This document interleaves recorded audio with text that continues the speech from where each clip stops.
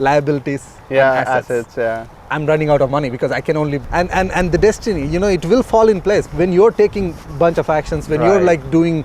Hey guys, welcome back to our channel. आज हम आए हैं Windsor and we have Aditya Soma. I have been wanting to meet him. I think I've been following your videos since you started making them. We were just talking to Simran and हमारे दिमाग में कीड़ा क्यों आया कि real estate investing करनी चाहिए, and I was like, one of the reasons was that I was watching Aditya's videos and I was like, he's a software engineer and we'll talk about his story and how he has built his, I would say now we can say you have built kind of a mini empire in Windsor. So thank you so much, Aditya, for joining us. Thank you so much for having me because, like you said, you're following me, but I've been following you since I started my YouTube channel. When I literally started with nothing. Yeah. Because I was like, how do I do YouTube videos? And who is doing it? What kind of content are they doing? And you are the one like popping up more often. So yeah. But yeah, thank you. It's a honor. Yeah, absolutely. So Aditya, first tell us how you started this. When did you come to Canada? How did this journey start? Sure. So it's pretty much I came to Canada as a student, like many middle class families, I would say lower middle class families. Yeah. Because my parents are from agriculture background, from a small village, borrowed money from uncles, aunts, and for 24% interest. Okay. So that's where everything started. Wow. Just like you guys, right? Yeah. Most of us came here after graduation, started working as a full time. Because for that, while studying, did all kind of stupid jobs, like everything, but which worth it because we have to at that time. You need money, coming in, right? To survive. Right. But eventually got the software job here in Windsor, which was totally a destiny. I was not even planning. Wow. Because I was desperate. I want a job. I want to pay off my debts. So this job, the company was fantastic, and the job was fantastic. Okay. And I was working. And the debts, it took me like 2 years after I started my job to pay off my old debts. All right. And then my sister ka shadi, my sister's wedding, almost planned. Okay. Like almost a year down the road. And now I need another 100,000 just for that wedding. Wow. And my wedding. So like, it's gonna be expensive. That's when my brain started to think, how do I make this money? More money. Because IT job was okay for living. I was able to pay off my debts in 2 years. And if I work really hard and save as much as possible, probably I would save like $1,000. Right. Maybe $2,000. Yeah. Like at the most. Yeah. After the cars, after the expenses, groceries and everything, and that being like with my wife working. Right. So it's kind of, the finances are not making sense because now I need this 50 lakhs, like 100,000. Yeah. Which will take me like 50 months at least if I save like every $2,000 every month. So I had to try different things. I got into driving Uber late evenings, doing pizza deliveries, doing e-commerce, which I was keep on trying. Eventually I found out something about real estate, like a book a kid was suggesting on a stage, he became successful and he says this book made me successful. Is it Rich Dad Poor Dad? And I'm like, really? I know this book from my bachelor's. Yeah. And I holded that book in my hand for multiple months, but I never read it. And when this kid said okay, you know what, let me read it. Okay. And that's where the whole switch happened. And this guy started talking about liabilities and assets. And I'm like, because we are coming from middle class families, we were never taught about assets. Mostly we were working hard to pay off our home loan or pay off, have a car, buy a car or buy a home, and pretty much that's it. And whereas this guy is talking don't have these liabilities, have assets so that it can fund your lifestyle and all those things. I'm like, one of the biggest assets he talks about is real estate. I'm like, okay, let me Google how to invest in real estate in Canada. That's exactly what I did. And I found another book, Investing in Rental Properties by Brandon Turner from US. So, and I read that book and started to get into that rat hole. You were a software engineer, right? How? Okay, one thing is that you wanted money, right? Because you needed money, right? Because it's necessary responsibilities and all that, right?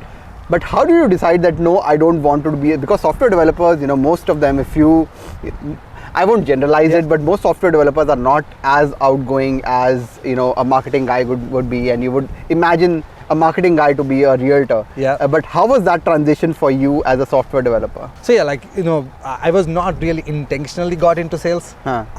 Initially, I want to buy rental properties, you know, a lot of rental properties, like which that told. So that's what I was focusing on. But like, because of my sister's wedding and I'm running out of money because I can only buy so much. So I asked my wife, hey, can you get the license so we can sell some property? And she started the exams. She did the first exam, second exam she failed twice. She said, this is not for me. I'm like, okay, I can understand you're out. But I started to realize myself more, like, because I was reading a lot of books and like self-development kind of books where like I was realizing, you know, I'm not a systems guy. Like I don't like to sit in front of the computer. I'm a people's person. Like I love to talk. I love to meet people. I enjoy more when I'm talking to people. So that's when, okay, you know what, maybe why don't I try? Because, you know, if I continue in this IT job, I cannot anyways make that money. But here I'm making this. I bought like with one realtor who is my mentor, guru and friend and everything. Like 4 or 5 properties. So just from those 4 or 5 properties, she made at least like, you know, 40-50 grand. So I'm like, okay, if one client can make me 40,000, that means all I need is like a couple of clients to replace my income, and I can continue to invest. So now because I'm in the industry, I can get more insight. So that's where everything started. It's more like when you know yourself better, right? So I didn't know in the beginning, but eventually like trial and errors. And why Windsor? Like you came here for university, is it? No. No? Like I really thought that you came here in University of Windsor and you just stayed. You know, destiny got me here. Like I believe in destiny. I finished my graduation in Sarnia. I went to Niagara College for another semester. And I was desperate for a job. I was looking for like 6 months for IT jobs. I couldn't find anywhere. And this is the only company that said, okay, come, I'll give you the offer. Wow. So that's. And you came to Windsor and then you decided to stay and you fell in love with it. And I mean, now you want everyone to come to Windsor. I'll be honest. Initially, I was crying like after first 6 months. One day I wake up, tears in my eyes, and I booked my ticket to India. Wow. I felt lonely because at that time, now you're seeing a lot of, you know, Indian community, a lot of people from our background, like, you know, where we can connect more. But at that time when I came, there was no one. Very less. So it's just happened like that. That's amazing. That's amazing. So tell me, so were you always, if you don't mind me asking, how many doors do you own right now? 44. 44? Yeah. Wow. Yeah, someone asked the same question the other day, so I had to count yesterday. So 44 doors. In how many years?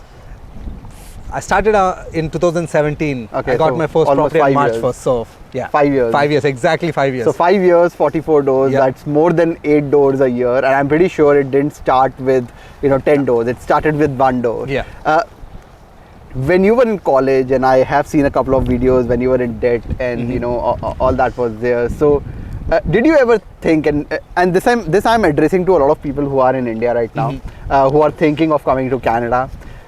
At what point did you even imagine, like now that you look back, that you were in debt and everything, and so what was that turning point, you would say? I mean, I would say like what is the real pain point here, right? Like from my childhood, I have seen my dad in debts. Like he's the nicest person I know, hardworking, but never had money. Like never had money more than for the survival, where we can have savings, you know.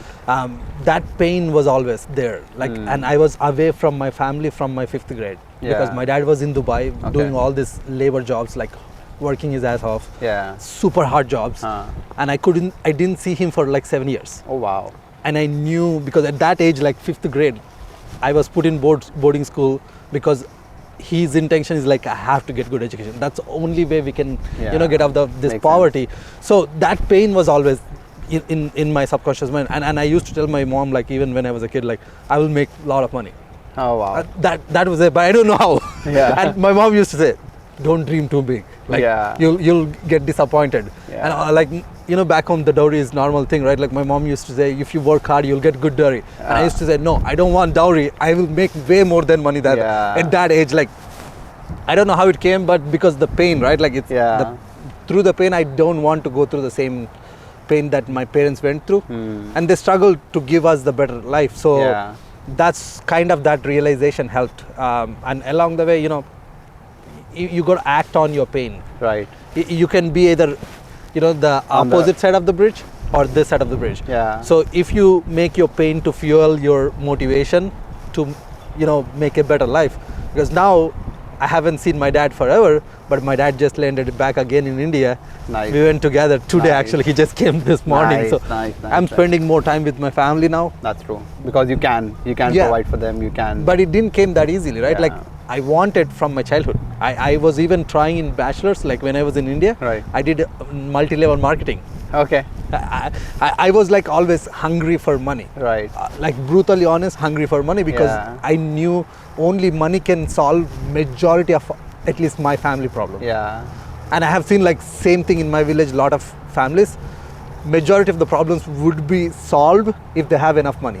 And I think a lot of people have told us as well that how much is enough, and ek rich dad poor dad hai, and then there's psychology of money, right? So how much is enough, right? But I think a lot of us who say that no, you should not run after money, you should enjoy life as well. I think we are all coming from a position of privilege where we were in upper middle class families. We have not seen dearth of money, but we have not seen access of money either. And then we come from insecurities, thinking that nahi wo kama raha hai because uski ye circumstances se. And I love to do these interviews purely because I want people to know that people who are successful, they actually started from zero or sometimes negative as well. So Aditya, I would like to ask you this. So a lot of people when they come here, बहुत सारे students आते हैं, in Windsor, all over Canada, and there are hardships, right? Now, what I want to ask you is that there are times when people crib about it. Right? They crib about weather, they crib about now हम यहाँ पे खड़े हैं, it's minus, and we are talking and we are okay, right? So there are a lot of reasons that we would crib about Canada कि यहाँ पे महंगाई बहुत है, यहाँ पे घर बहुत महंगे हैं. How do you deal with that? How do you deal with all the negative energy and turn it into positive? Because I've seen your videos, I've seen your reels, it's all positive. How do you do that? So biggest thing is inside of you, right? Like for me, I focus very, very less on the negative side. Acha. Like there will be a lot of negativity around us, right? Especially coming from a middle class, upper middle class and lower middle class, where people are always talking about other people and all those things. Like focus on yourself. What is in your control? Canada, like if you're talking about is Canada good or bad, like personally, man, this is like my second mother. I cannot say anything more than that because it gave me all the opportunities. Like here, doesn't matter where you are, like where you're coming from, you can live such a wonderful life. That's true. So going back, like is this really like needed to struggle, go through all these things to get to the other side of the bridge?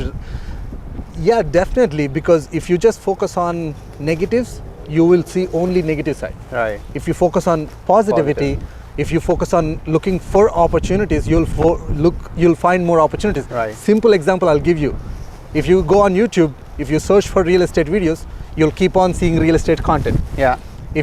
If you see some romantic video or something else, like or murder related, like whatever the horrible stupid things, and you will see those cats or dogs or only those things. Same thing in life. Like if you just focus on your negative, the positive things, the negative things will come, but you just ignore and continue to focus on positives. And it will make a huge difference. Like I'm the living proof of it. Like no, absolutely. And a lot of people that we have interviewed on the channel, they say the same thing. They're coming from the same background. What's the best advice that you have ever got? You talked about mentorship as well. So what's the best advice that you ever got in your life? For being successful or being happy? Anything, right? In your view, what's the best advice that you ever got that you still hold true to your heart? Books. That's a big part of, like, pick up a right book. There are a bunch of books, honestly, without books, I cannot imagine my life would have turned this quickly. Oh wow. Financially. Because I would say, like, okay, Rich Dad Poor Dad is your top pick. What are the top, second and number 2 and number 3? my favorite book when it comes to like, you know, mindset related to finances is Think and Grow Rich by Napoleon Hill. Okay. This book has made a huge impact on me when it comes to financing side. Okay. Because Rich Dad Poor Dad helped me for the, you know, real estate and all those things. But the Napoleon Hill, this book, he talks about like why money is that can actually be a really, really good thing. Because, you know, we were taught that money is evil. Right. Like the rich people are always bad guys in our movies. Yeah. Right. Most of the movies. Yeah. So we think that, oh, these guys are really bad. Yeah. But if you look at it, okay, if you run a company, like right now, I have a small team, a real estate team, which I started. Now I have like 4 or 5 agents, and they're making more than, you know, better living than they used to. Yeah. So I was able to at least give, and I have 3 other assistants. Right. So like just 8 people are having a food on their table for their family. When I was working full time, I'm struggling hard to put food on my own table. Yeah, that's true. So you're able to make a bigger difference. Exactly. When I went to India, my friend badly needed money. Okay. I gave him, I said, don't even bother giving me back. Because now I'm able to. Yeah. So when you will have those options. Yeah. Everyone, trust me, like ask yourself this question, right? Like if you have money, would you help someone in your family or friends that really badly need it? You know they need it. And you wish you could help them. Could help them. But what was the reason? Yeah. The mindset, right? Like you don't have that resources. Giving mind. Yeah. Resources and giving mindset. Yeah. So Aditya, a lot of people like to talk about financial freedom, right? It means differently for different people. Some people think that if you go away from your business, you still make money and that's financial freedom. Some people think that even if they have $1 million, that will be financial freedom for them because they only want to live a simple life. What does financial freedom mean to you? So, for me, I should be in a position to do whatever I would love to do, which is, you know, one, I want to be active in this, you know, real estate investing, sales and all those things. Right. But at the same time, I want to like travel every year, like 2 to 3 months. Oh, wow. And you did do that this year. And eventually I want to go for like 6 months in India and 6 months here.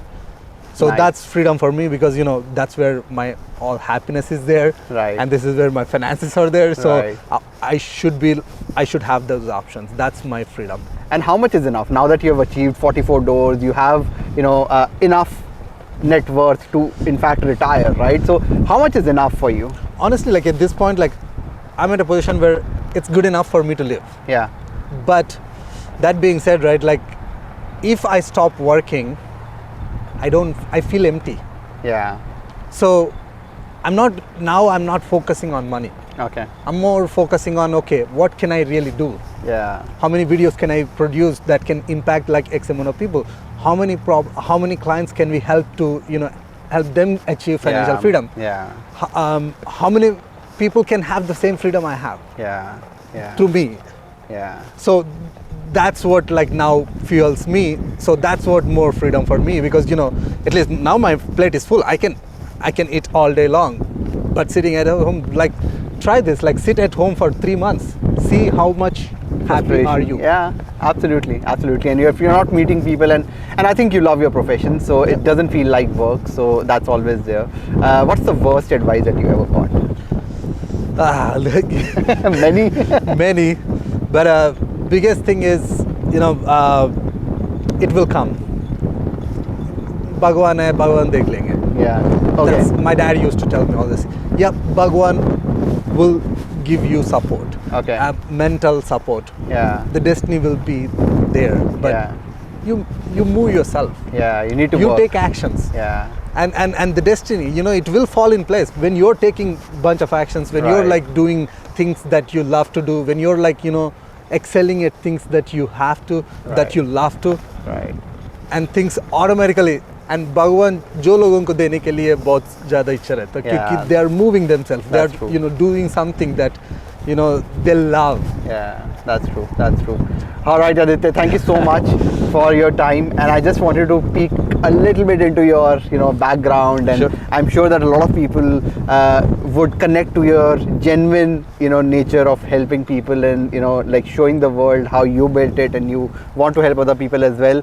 We will be doing another video which will come in, you know, this week where we talk about Windsor as a market. We, you know, Aditya will be showing us around, you know, Windsor, and we'll be seeing a few rental properties because we have a lot of investors who don't know how rental properties, student accommodations would look like because they're first time investors. And I would just, you know, yeah, just stay tuned for that video. And thank you so much, Aditya, for being on the channel.